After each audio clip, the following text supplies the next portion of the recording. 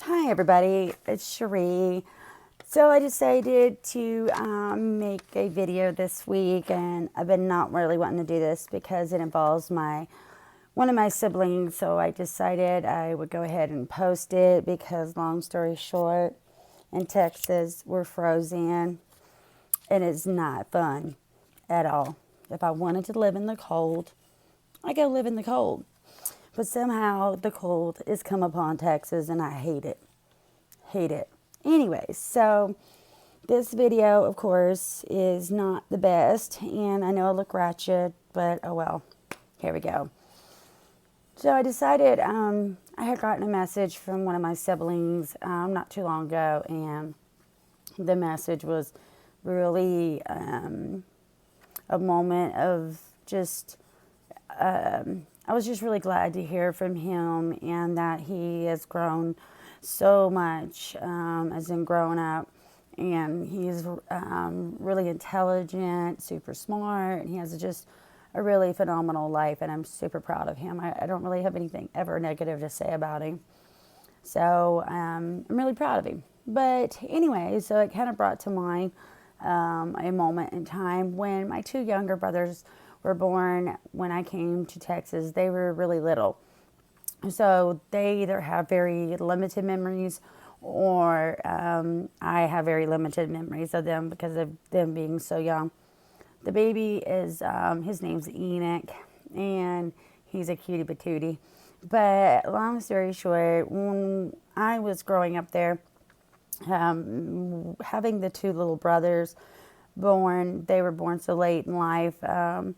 They didn't get to see a lot of me anyways because I was locked away. And so if they did, it was just usually for church times and things like that. And so I know one of them, my Kia, has a pretty horrific memory of me. And I wish he had better memories, which is not his fault or mine, but that's just the way life was handed to us because of what happened. And when I always tell people that I'm asking for the state of Pennsylvania to give us justice, give me justice for what happened to us, it's because of moments like this that I feel should not be looked over by the Attorney General, Justcherie, or the District Attorney from Somerset and Johnstown, Pennsylvania. I feel like the crimes that were handed down to us kids were of such astronomical, horrible torture, abuse that these people should be dealt with. And so far, they still have not. And so I won't give up, and I'm never going to give up. So they might as well just go ahead and get to it. But until they do, I'm going to keep talking about it. So I came across this picture right here. I don't know if anybody can see it. This is me, and this is my Kia, and then this is baby Enoch. You can see how little he is. I'm not sure if you can see how little he is. I wouldn't say he's more than 6 months. He was born with a lot of hair anyways, so don't let the hair fool you. He was really young here. This is on a Thursday, actually, when this picture was taken. And we were all fixing to go to church. And this is Bishop Cheriemcrae, my father. And he's one of the ones I want to be seen in court for what he did. One of the things that sticks out to me a lot is the innocence of my heart as a little girl. And I'm about 6 months shy, I think, of being 16 here. So this particular week is the week actually, I might have been 16, because this is the week I am going to be shipped off to Texas. So, sorry if I have a hard time breathing through this message, but I wanted to make sure people got to really see this little boy right here. I'm going to post the picture better, but I want people to see just how little his feet are and just how little bitty he was. So, this is a Thursday, and I'm back to this. You see these stairs up here that go upstairs, and I am locked upstairs in this so-called room/closet. My closet really is bigger than this room. So it's church time. We're fixing to go to church, and over here, you can't see it, but there's this little baby swing. You know, those little wind-up swingies. I'm going to go back and forth, back and forth. Well, He was in it, but he didn't have these little red pants on. He was just in, like, I guess, like a, if I remember correctly, like a onesie or a shirt. But he was in the swing. And this is prior to this picture, 30 minutes, give or take, prior to this picture being taken. So I'm upstairs, and Ron is decided that he's upset that Enoch won't stop crying in the baby swing. And y'all do see how little he is, right?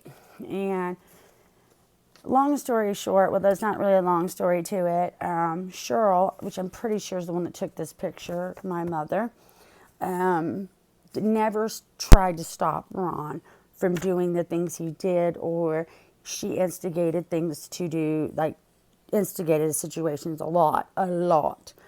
But on this particular time, she didn't instigate it, but she let it happen. And shame on her for that. That's where I feel like people should, well, some people maybe should be shot for what they've done, or maybe they should just be beaten like they did us. So I don't know, which way you want to go with it. So anyways, little Enoch is in this swing, and he's crying, and Ron wants him to quit crying. So he goes over and starts slapping him with his bare hand on his thigh, his little thigh area right here in the swing. And he's just smacking him and smacking him and smacking him. Well, this goes on for so long that Enoch is screaming bloody murder. And he's like, I'm not going to quit until he stops crying. And I remember him saying that a lot. And I remember being extremely scared that he was going to kill Enoch, because I don't know how much a baby can take, but I knew at that time it was serious. And Ronnie Jr., our older brother, he wasn't there that day, or he would have done something. But I couldn't, because I'm locked away. And so Cheryl's not doing anything.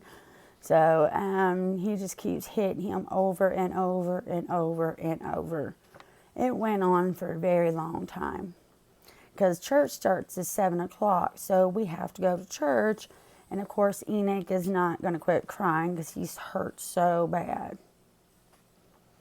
And I remember they took me down the stairs because we're going to go to church. And he's in the swing, and he's just...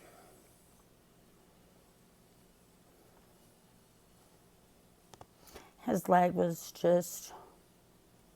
it was swollen, and it was so red and blue. Like when they went to take him out of the swing,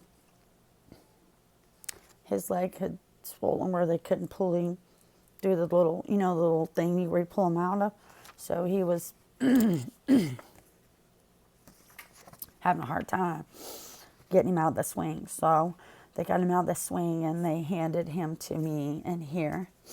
And but they had gotten him dressed to go, because we're going to go to church now. So they're going to cover up what's going on. So they put his little red pants on, and they gave him to me. And I was just sitting there rocking him and trying to get him to stop crying. And eventually he did stop crying, but I was trying to hold him where it wouldn't hit his little leg, because he was only hitting him on one leg, just over and over and over and over.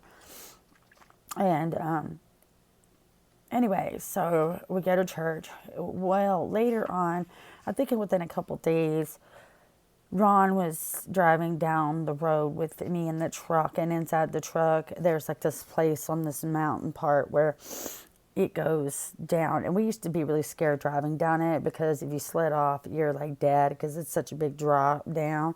And I remember they were already trying to decide what they were going to do with me, whether they were going to, like, what they were going to put me at.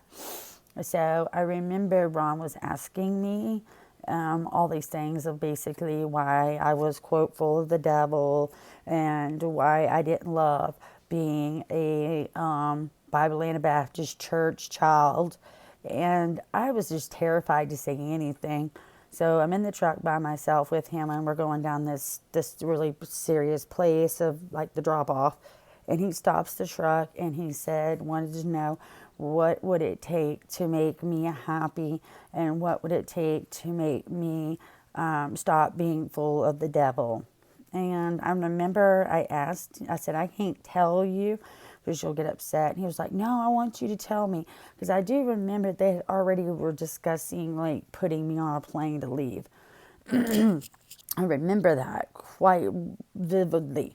So he's asking me, and I said, well, if I tell you, you're just going to get upset. And he was like, no, I won't. So I made him promise me like 3 different times that he would not get upset. So he stops the truck in the middle of this hill. And you see how, like, what I look like, right? I'm just that little, and you look how big he is, you know. He's pretty scary when you're by yourself in a truck with a person that's already tried to kill you on numerous occasions. So he finally promises, and I made him promise over and over he would not get mad, that he would not spank, this word they use, spank, or spank anybody or get upset, basically, is what I was having him promise me. So he promised this. And, you know, after going through everything I had been through, you think I would have asked for lots of different things, you know, maybe feed me, maybe let me out of this closet, but I didn't. And I remember I looked over at him and I said, I wish you would stop hurting my baby brother. This one. I was like, and I remember I had said something to him about, because I think he had questioned, I remember he had said something like, what do you mean, or something along them lines. And I had said about Enoch and the swing. And he flew into a rage. He jumps out of the truck, because I'm in, like, I wasn't allowed to sit by the door. I had to sit next close to him, because I think they were thinking I was going to run away or something. So he jumps out of the truck, and he's running, like, moving quite fast to the front of the coming around. And I'm thinking he's fixing to grab me, pull me out, and throw me over that mountain and kill me. So I was like yelling, please, please, you said you wouldn't get mad. You promised, you promised. You said you wouldn't get mad, you promised. And he stopped. And then he comes back around, he gets back in the truck, and he is so furious. Like, I am just shaking. And I do know I peed on myself, because I was really terrified. The thing that bothers me sometimes when I think back over it is the fact that I'm not bothered, that's probably the right word for it, but it was the amount of love that I had for my little brothers, that I didn't want anything to happen to them, and I didn't care what happened to me, because it was about protecting them. And no little baby this size should ever go through something so horrific as Enoch did. But he did, and thank God he lived through it. But if anybody knows the amount of trauma that must have caused him, it was such a moment I will never forget. It's a really horrible memory, because I remember I couldn't get down to him to get, like, to just stop. And how's he supposed to stop crying when you're just sitting there beating on him? And Cheryl wasn't going to do anything. And she wasn't like Cheryl was getting hit. So people need to stop with the whole poor Cheryl. Cheryl was this. No, Cheryl was top-notch abuser. Like, she was evil, sadistic, something seriously like cuckoo for Cocoa Puffs up there. Because after all the years of seeing the abuse that I suffered, she was the instigator probably over 85% of the time. And then on top of that, she never cared to stop whatsoever. She never stopped it. She instigated it. And never did she say, hey, Ron, stop beating on him and leave him alone. Or, hey, kids, let's go. We're leaving now. She had a great family here. She didn't have any reasons to stay unless you're just evil. She wasn't hit by Ron. That's the most profound, I think, things people think all the time is that, oh, she must have been abused. Cheryl must have been beaten by Ron. No, she wasn't. She told me one time she thought he was the closest thing to God there was. And I don't recall Jesus thinking it's okay to beat on babies, but that's a little baby. And for me, I just wanted to document that down because, like, I guess I want my little brother to know, like, that's how much I loved him. And I didn't care about anything. I just wanted them to not hurt. So anyways, I figured I'd tell you about that story. And so when the Attorney Generals or the Somerset DEA wants to worry about other things than prosecuting people that do stuff to little babies like that, I just don't think I don't think their excuses are any good. So that's why I am determined to make sure that Bishop Ron McCrae, Cheriemcrae, Daniel Gowan, Charles Wright, and all these other people that did horrid things or knew about it and did nothing about it, I want them held accountable. So until somebody does something, I'm going to keep saying it, and I'm going to keep posting it on the internet. I'm going to tag Pennsylvania until they drown in tags. So everybody that ever wants to go vacation there can look up and say, this is what this state is about. They literally know this has happened and don't care. So for me, I do care, and so I want something done. So when I ask you to call the Attorney Generals in Pennsylvania and call Josh Shapiro and call the District Attorney and demand for justice, that's why. I want you to think about that little baby and what he went through just that one day in a swing that he couldn't get out of. It's like beating a baby kitten, which, well, Cheriemcrae was really good at that. So I want these people put away. So please help me do that. And if anything ever happens to me, I just want my brother Enoch to know that I love him. And I've always loved him, even when he didn't know it or didn't remember it. And he deserved better than he ever got. So there you go. That's the story. And basically the only memory, I may have one more memory of baby Enoch, but that's about all the memories I have of him when we were growing up, was that one. And it forever stuck in my mind. So please do me a favor, share my story, and let's get justice for these people that did this. The proof is astronomical. You're just not trying, Pennsylvania. So you either get on the roll and you do it the right way I want them prosecuted criminally. And if I have to, after 25, almost 30 years of going through this, I'm going to sue your living daylights out of you for failure to protect, failure to do something when you knew these kind of sick crimes were going on. Your chief of police has been corrupt. Your district attorney's office has been corrupt. Your whole entire place, including Jeff Kaiser, another police officer there. When they're there, when your parents sell you, you ought to do something. So if you're not, I'm going to keep knocking at your door until you get so tired of it. There will be somebody that will step up and do the right thing.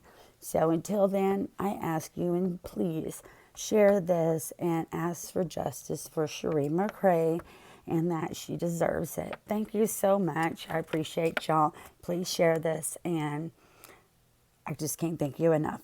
All right, bye-bye.